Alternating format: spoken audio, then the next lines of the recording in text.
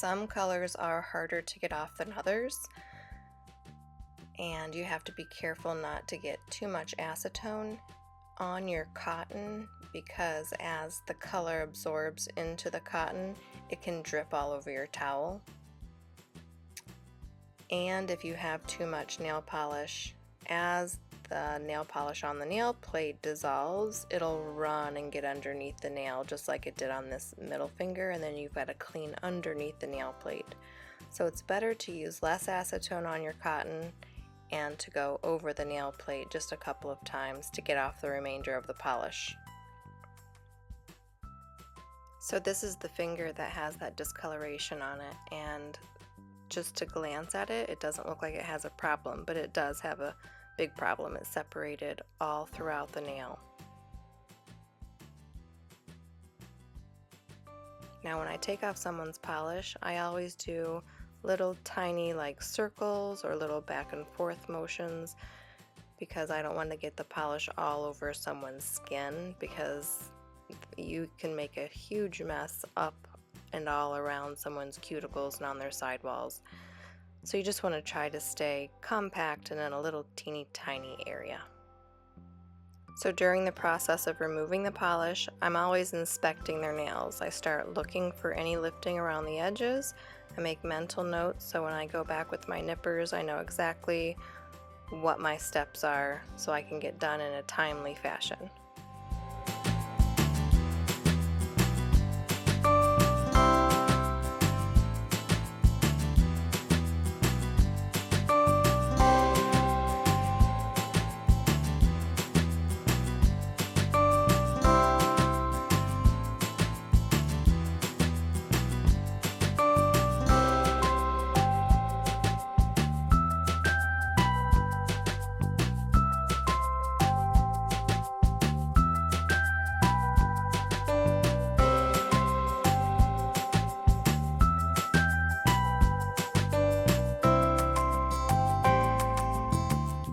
So here is the first nail that we're going to remove.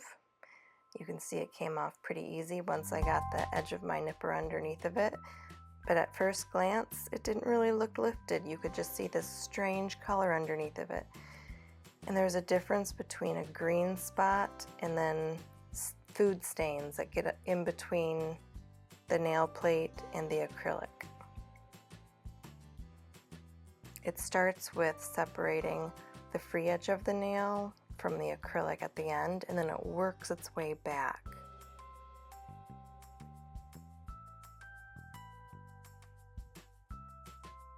And when you're nipping, always put your finger over top of the nail before you finish squeezing to prevent it from flying up and hitting anybody in the face, especially you. That happens to me a lot.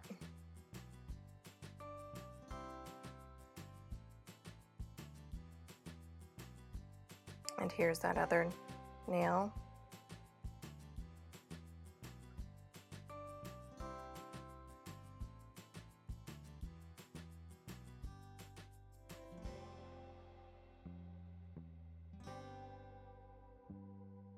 So I've got a little tiny corner. I'm trying to slip the free edge of my nipper right underneath, and there I got it. And that whole area just popped off.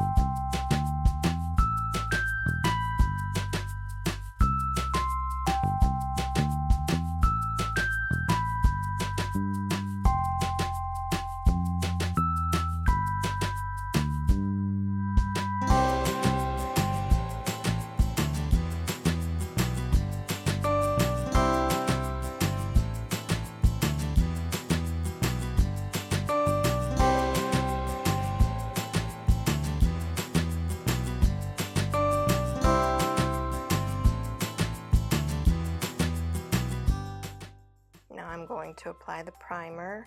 Only apply primer to the natural nail, not to the acrylic. It will yellow the acrylic if you get it all over the acrylic. When you apply your ball of acrylic to the nail, you're going to sit it where the old acrylic starts to grow out, and then you're going to push it back where you need it. And when you set it on the nail plate, you're going to wait for a couple of seconds for it to set up a tiny bit. If it's too wet at first, it'll start sticking to your brush and it'll drive you insane. So I'm just very lightly tapping and pulling. You walk it up the nail plate, brush it into place. You can see at the back that little reflection, there's a little bump there. So I'm going to press that down. You want the shape to be as perfect as possible, so you have to do very little filing. You want the primer to be wet when you apply the acrylic, so the acrylic has the best chance of adhesion. So apply a tiny bit more and then apply your ball of acrylic.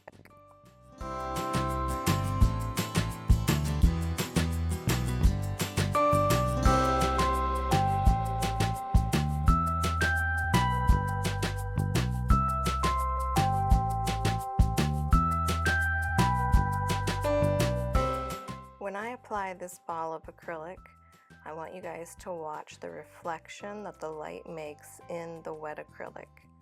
You'll be able to see where there's little divots and lumps and bumps and the unevenness. And as it begins to dry, I'm going to start tapping it and working it and making sure that all of those lumps are gone. And at the end, I'm going to go really slow and press a little bit harder to smooth everything out.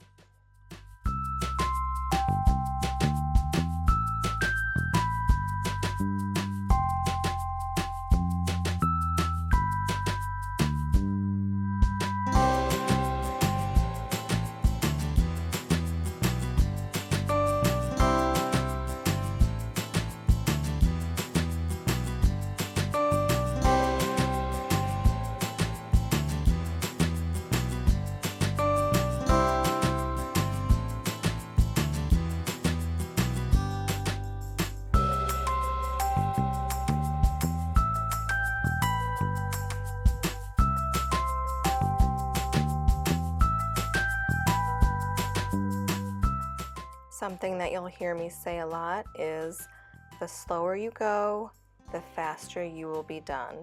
Because the more carefully you apply the acrylic, you won't have to file at all. And in my opinion, there is no reason to ever use an electric nail drill on top of the nail plate when you're doing acrylic nails.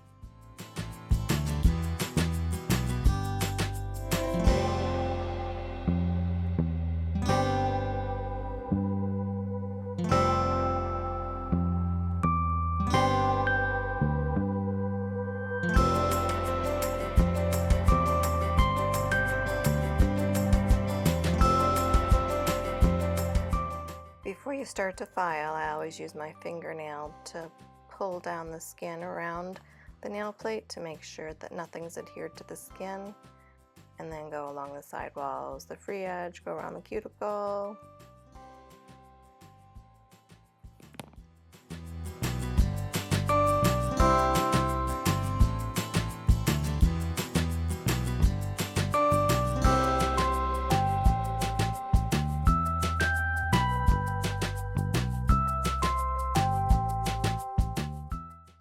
This little technique where I lift up the finger and I run the nail file across the nail plate in a sweeping arching motion, and it should literally only take you about 7, maybe 10 swipes across the nail to have it perfect.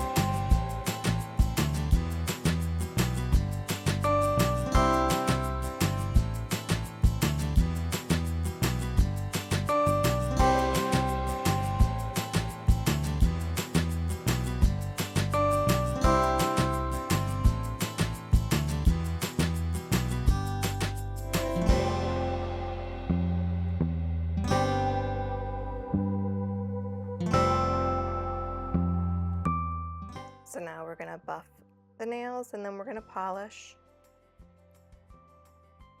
This isn't one of my favorite buffers. I really like the buffer boards, the files in the 240 grit. But occasionally when I can't find them, I have to have a substitute. So these do just fine.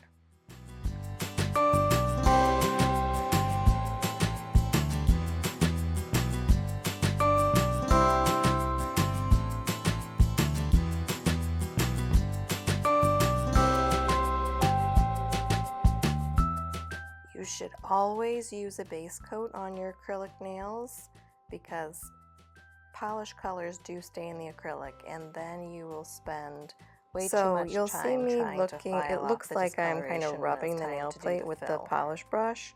I'm just scooting it back to the cuticle line because when you sit the nail polish brush on the nail plate too close to the cuticle, you're going to get a big blob of polish back there. So I sit it on the nail plate and then I scoot it backwards so I can get as close to the cuticle as possible without getting it a big blob all over it. You want your polish to dry fast, so you want your layers to be super, super thin.